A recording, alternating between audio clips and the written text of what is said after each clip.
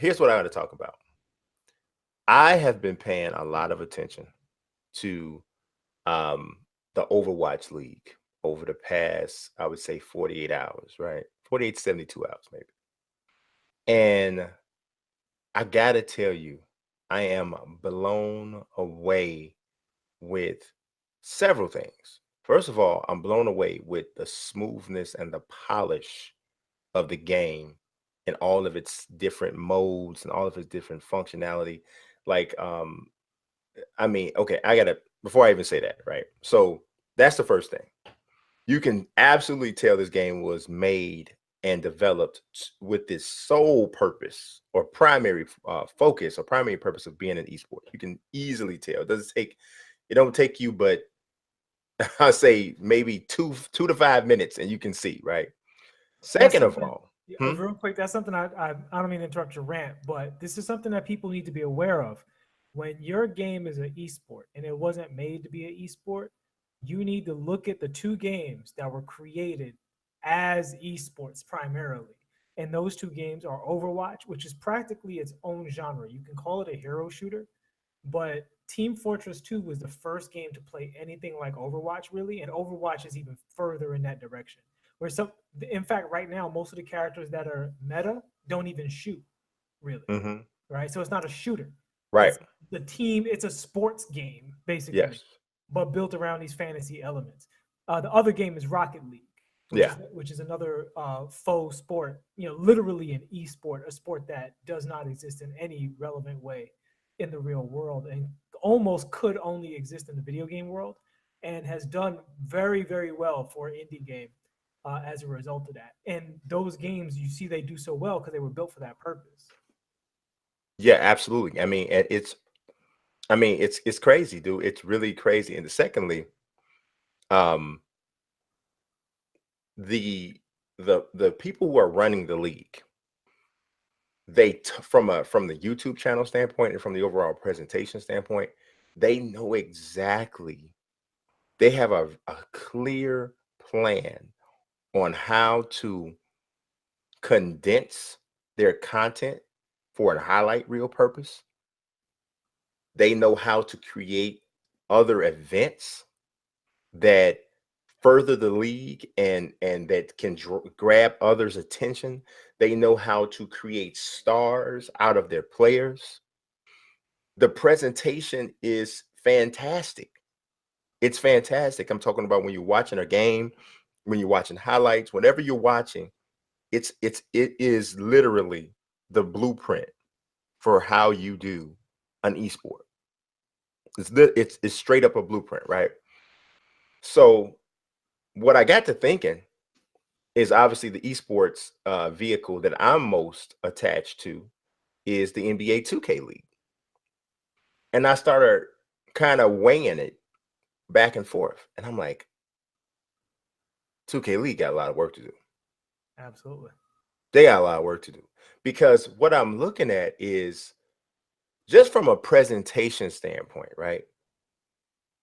Like, it's only so much that you can do about the game. That's a developmental situation, right? You got to get 2K to step in and do something with that, right? But from a standpoint of the way the game is presented, the the uh the YouTube coverage of the game, the Twitch coverage of the game, it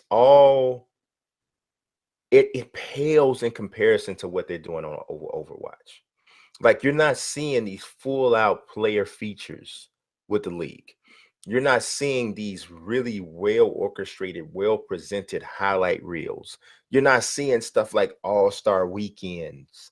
Like, dude, they had an all-star weekend for Overwatch, and they had separate events where they had one-on 1v1 things, and it was cool, and the whole audience was into it, and all. Dude, why you can do this? There's like 2K is set up to the point where you can create a build that you allow them to do that. You could have a blacktop tournament with one-on-ones and two-on-twos at an all-star weekend. You could set up a 3-point shootout and do that. I mean, there's so much to do that just isn't being done.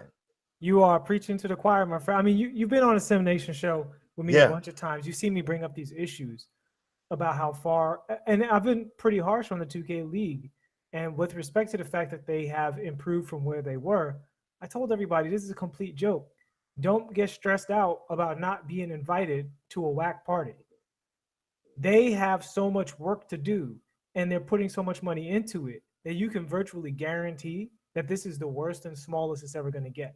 So what you need to do is individually make your game and the game of your competitors that you play with great and put on a show to help teach them how to put on a show. And whatever they do right, you learn from them. But it's not real. The NBA 2K League is not real. If you are aware of Overwatch League in any capacity and you look at the both of them, you immediately can dismiss the NBA 2K League. And Overwatch is a relatively new game that I didn't even start playing until after it was out for months and months. And even to this day, I love the game. I played some today, but I'm not a Overwatch, master or anything like that. 2K, I've been playing. I played every single 2K game since it came out, so I don't have an Overwatch bias. And it's really almost sad to see how many things they could just be doing better. It like head-to-head comparison. I won't say every, but you could talk to almost any like Overwatch YouTuber or fan.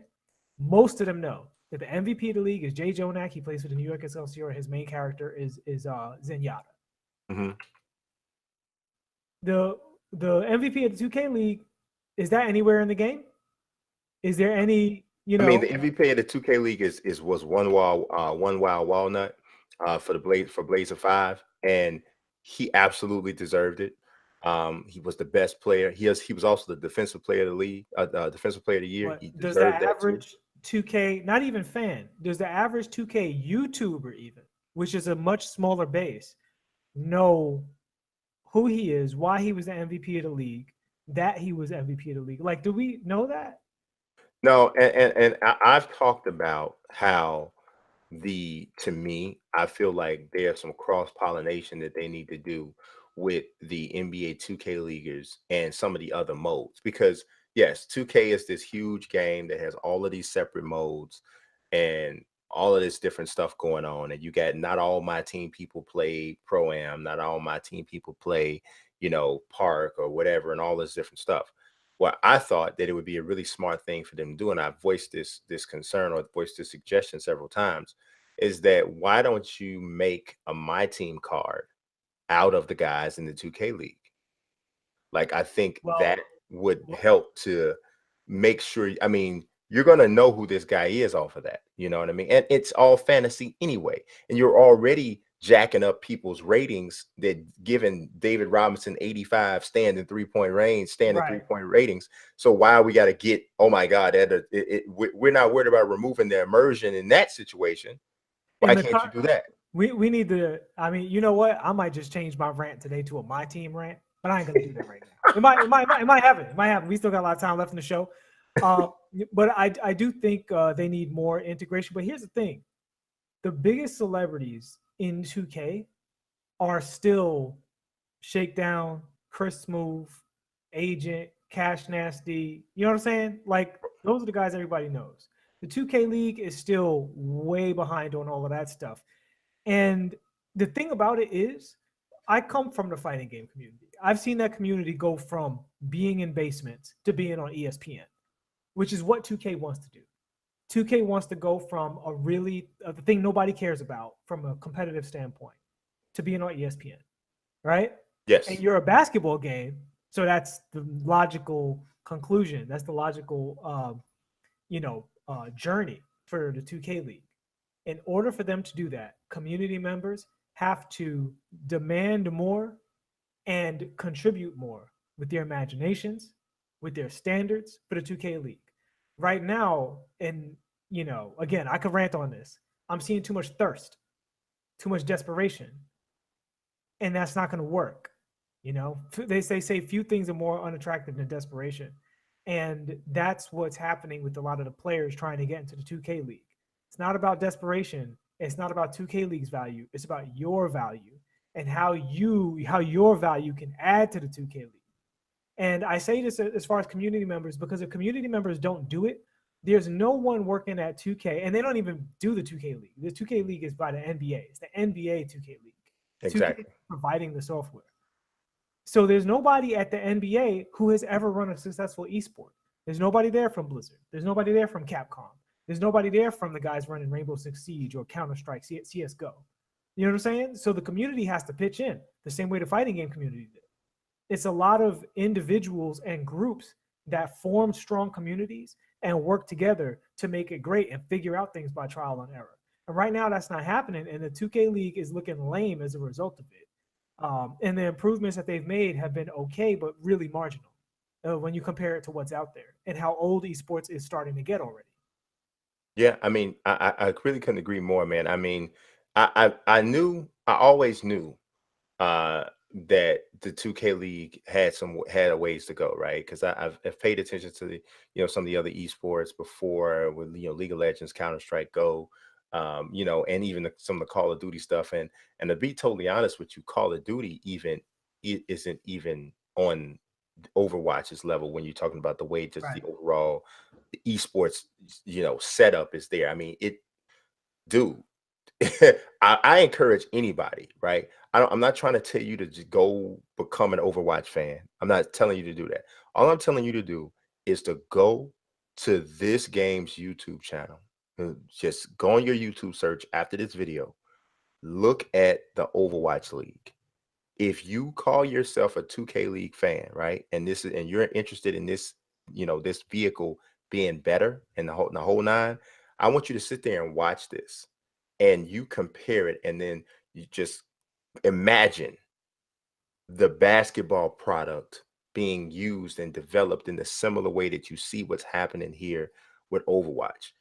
And I'm telling you, I dare you to say that you don't think that a similar formula could work for this particular vehicle. I mean, I'm telling you, dude, I was like, whoa. I was really like, it blew me. It really blew me. So I'm gonna actually continue to watch. I'm gonna continue to watch. Yeah, I highly recommend you watch. I do recommend you watch, because here's the thing that's great about the Overwatch thing, the Overwatch League, is when Overwatch first started as a viewable game, period.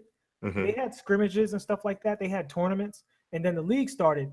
It was hard to watch, and they just keep working on it and working on it. And now it's much easier for the average viewer to get into. And I really think the sky's the limit, and they're getting more American and European players in there, which is huge, because right now the league is like, if the NBA, like the Overwatch League is to Korean people as the NBA is to black guys. You know what I'm saying? Yeah. So there's not a whole lot of people to root for. There's some, but they still have more to go in terms of rounding out the talent, so that regionally they can have more popularity. Absolutely. I agree. I'll be weak. I'm rather unique.